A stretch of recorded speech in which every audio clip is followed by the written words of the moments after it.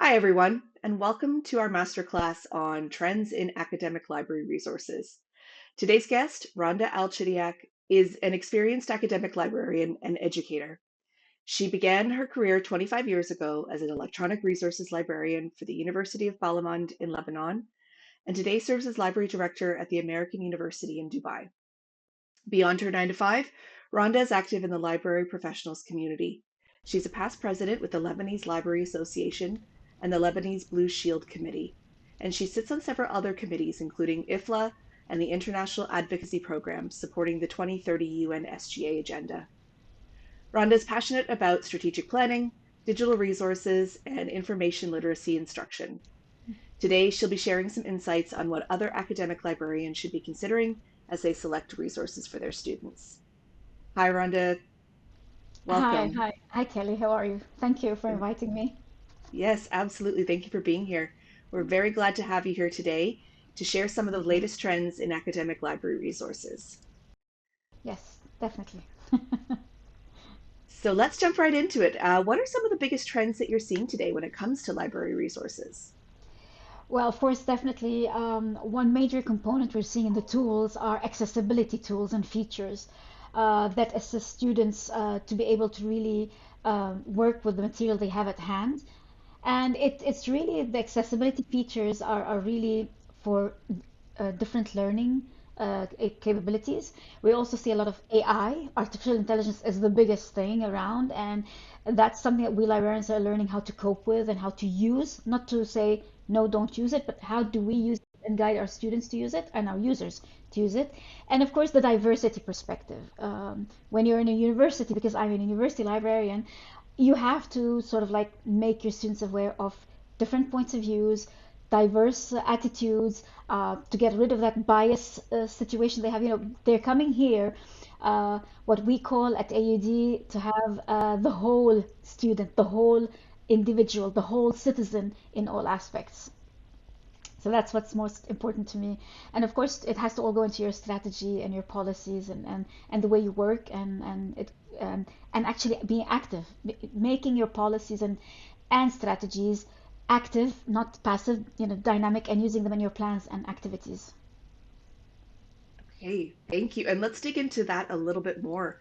Hmm. So, with accessibility being so very critical for the resources right now, Hmm. what are specific features that you're looking for in a product to determine if it is accessible for your student body? So what we try to do here is remove the barriers for these people. It's in reading comprehension, whether they're autistic, whether they have hearing impediments or visual impediments. All these features actually help them, and it allows them to feel that they're part of society. That a student who has some physical disabilities is not let alone or left behind, but actually has an active role in education and being a participating student in class and in his education. So these are very important. To me, it comes very important. For example, the dyslexic font, we find it now more and more in databases, which actually takes in consideration what the student has. The dark background and white background, dark mode, light mode, that also assists students in their way of working. The text to speech is very important with people who have visual impediments, and they try to. And as we start seeing not just the features that are coming along, but also the technology, the equipment that is coming along with that. That is also something that's very important for us as librarians. And this interoperability between your laptop, your tablet, and your mobile phone, that also Mhm. plays a big role, because each student or each library user, I'm going to talk about library users, has a different way of dealing with technological or electronic material. Or some of them are more comfortable with tablets, some of them have their mobile. It depends on which feature you prefer and work with. So these are very, very important. They allow the user to take control of what they're doing, to what Mhm. they're reading, what they're analyzing, what they're seeing in front of them, the experience they have. It makes it more human, let's say, or more approachable in a way. Yes. Hey.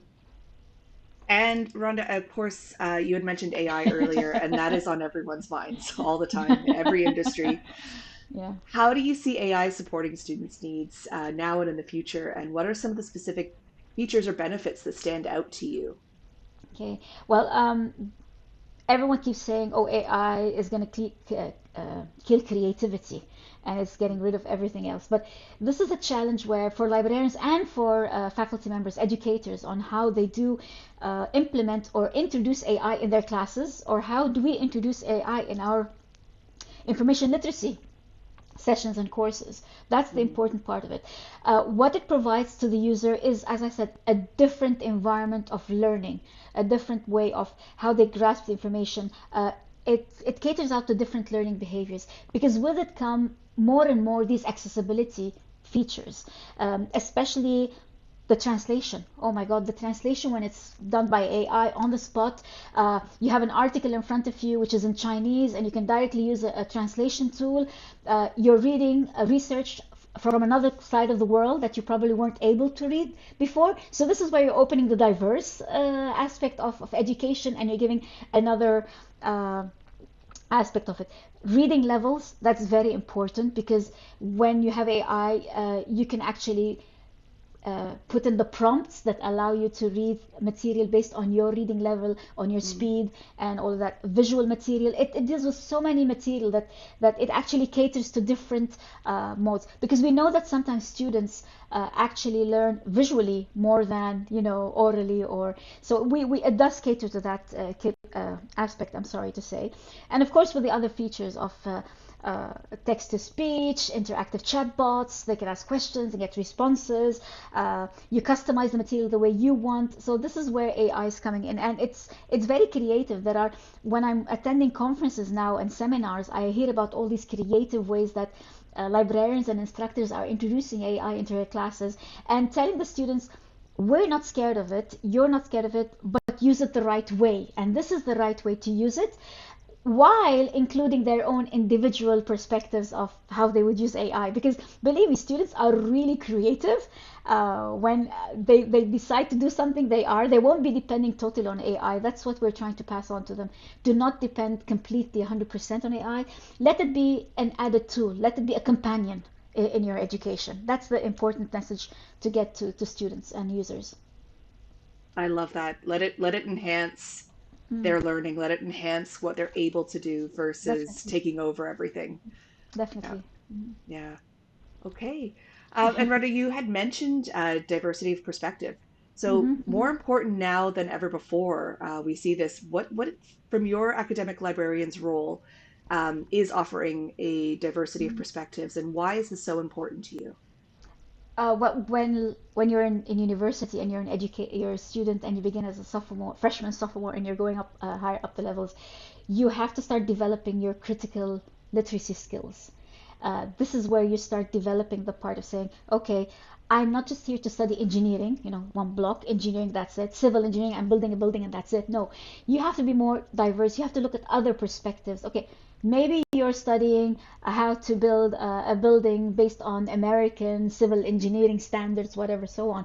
But there are other countries, I don't know how they do it in China or Japan, or, there are perspectives you have to look into. When it comes to in media literacy, you want to give that interdisciplinary aspect.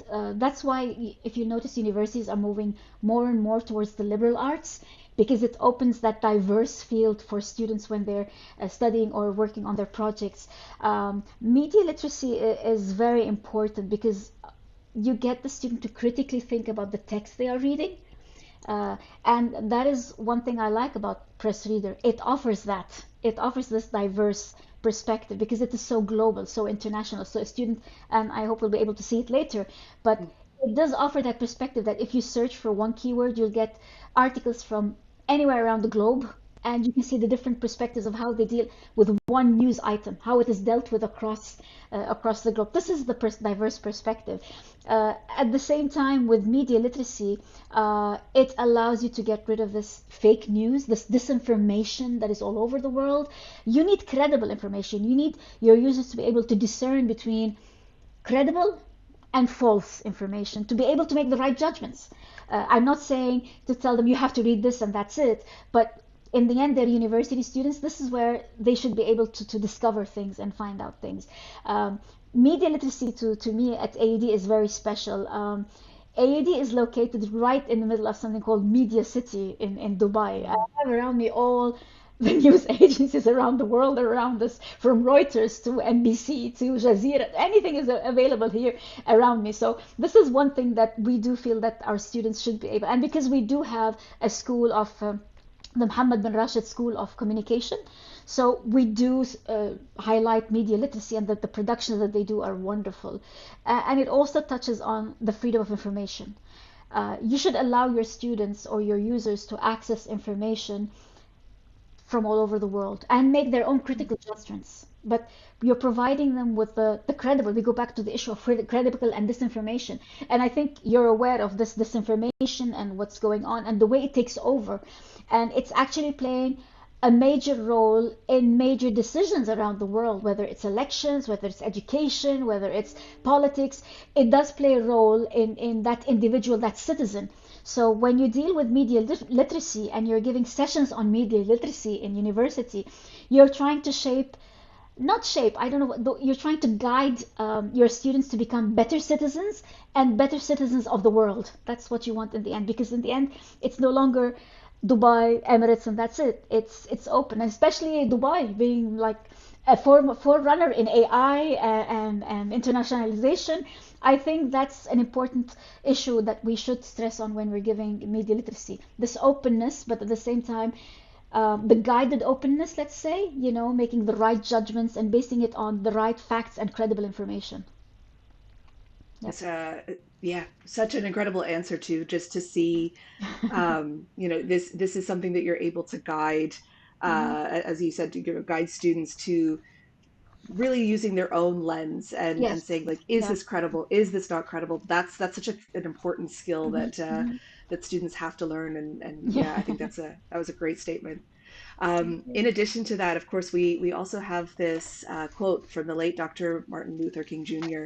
that also really emphasizes that importance of media literacy. This is a cause that's close to our heart as well at PressReader. Education must enable one to sift and weigh evidence, to discern the true from the false, the Mhm. real from the unreal, and the facts from the fiction. All right. And looking beyond these trends of sort of accessibility, AI, and diversity of perspective, Mhm. what other criteria do academic librarians need to juggle when they're selecting Hmm. resources for Hmm. their Yeah, libraries? yeah, yeah. Other than what we mentioned, the accessibility features, which are tools, and the important thing in when we're selecting our resources, our electronic resources and databases, is that we have to look at linguistic requirements. Because we're part of the Arab world, we know that English is the predominant language for now, but we also have to think of Arabic, which is a main component. I can Mhm. go back to my home country, which is Lebanon.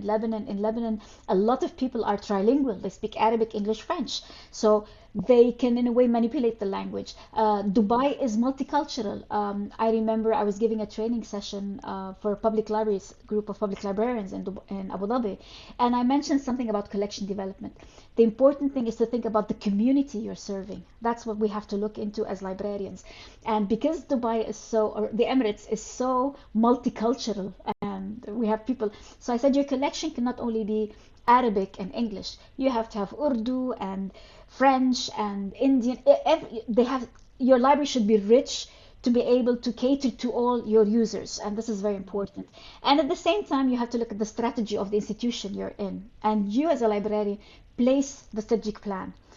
Is my strategic plan at AUD just to cater to the AUD community, meaning faculty, staff, students, or is my strategy to have more outreach and reach out to the community around me, schools, ministries, research centers? So that's the way you start planning your collection. And you also at AUD, what we're also trying to do is we're trying to target the industries. I told you we're right in the middle of Media City, so I would love Mm. to have journalists walking into my library and using the resources that I would have. At the same time, that would offer my students the opportunity to interact with these journalists, that they will be reading their articles and they will know from what opinion, what, yeah, aspects they're dealing with more and more. You also have to think about we can't get everything. That's the main thing, and the main thing is the budget. So Mm. we definitely have to think of the budget, and that's a major criteria for all libraries. But we always have to consider all our users. When I notice every time I say students, I go back and say users, because I have students, I have faculty, I have staff, I have administrators. So we have so many different users that we have to cater to. That's the main priority of a collection, or when you're developing your collection. That's quite the puzzle. You have to fit everything all together. All right. So Yeah. Ron, I'm going to stop sharing my screen here so that Hmm. you can actually jump in Okay. and actually show us how PressReader fits in all of these resource trends and Hmm. criteria. Hmm. Definitely. So this is basically the page with PressReader based on our subscription. And you'll notice I have a lot of things related to the Gulf and Hindu, because we had students coming in asking us about, the situation in Pakistan and India at the moment. So we had to go back to these newspapers. But the nice thing that I like about PressReader is if you keep scrolling down, you'll find in 60 languages. Okay, I can just show you the search. If you go into the search tool here, and you click advanced search and you click languages, and you'll find that you have material in all these languages, right? Even Portuguese, Spanish, Malay. It's very rich and dynamic. I'm going to click on Arabic and English for now, just to show you the diverse, because I know Arabic and English most. Okay, and then I'm going to click here first in English the word sustainability, and then search for it. Okay, I can even go one more. So it's click Vancouver, the Times. So if I click on one of them, I'm trying to find something that really interests us, not banking. I'm not a bank person. Um, okay, for example, Sustainability Forum lures business leaders. So you click on the article, you get the whole article. First of all, you have wonderful features. It's highlighting the main keyword that you've entered. Of course, you can enter more than one keyword, but I just focused here on sustainability. If you just click on the text, right click on the text, you get different options. How would you like to view the page? Do you want to do it? You might even just want to view it as text. That's another option that I like, because some people might get, confused with reading the way they read the text itself. So you decide the way you want. That's it. You go on from one to the other. Another option you have, which I really like, is the listen option. So a person who has visual impediments can actually, sorry, yes, can just click on listen, and they would listen to the text. You also have the translate. I have the translate option. I can translate it to Arabic, and automatically it's machine translation. Machine translation, the way we explain it to our students is that it's not 100%, but at least it gives you the gist of the information, and it's your job to decide how to put that information together. And this, in a way, is another critical way of reading material and analyzing material, which is an educational component. So this is one thing we have, which is really, really good. So the search in PressReader is so easy to switch between languages. You click languages and you just put, for example, Arabic, and then we come back and we type in istidama, which is sustainability, and Lebanon, which is Lebanon, and we can come up here and just click. I'm trying to find a nice article. Okay, شرق العرب الجديد. Oh, we have the visit. So it's, you see, it's very current. It's 14 May. It's when President Trump was here with Mohammed bin Salman, the Crown Prince of Saudi Arabia. So if you just click on this, same thing, right click, and you can also translate from Arabic to English. So you have the same features. Sorry.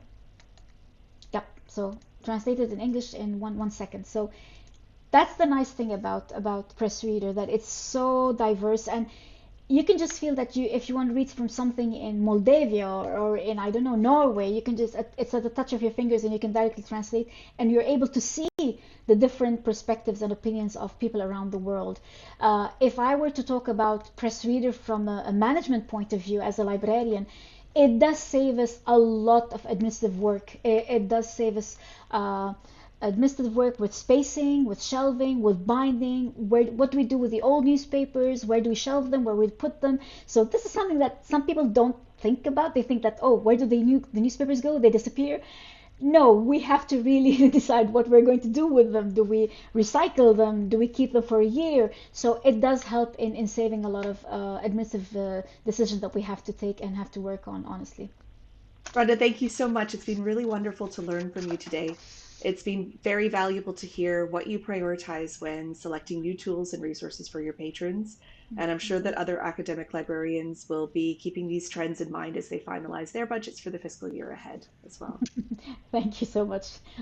Thank you for inviting me and giving me this opportunity to speak because it's really nice to reach out to other colleagues. I'm sure because we have lots of communities where we meet and we always talk about these issues, and we've discovered that we all have the same concerns. We all have the same attitude toward serving our users, even if we're from academic libraries, public libraries.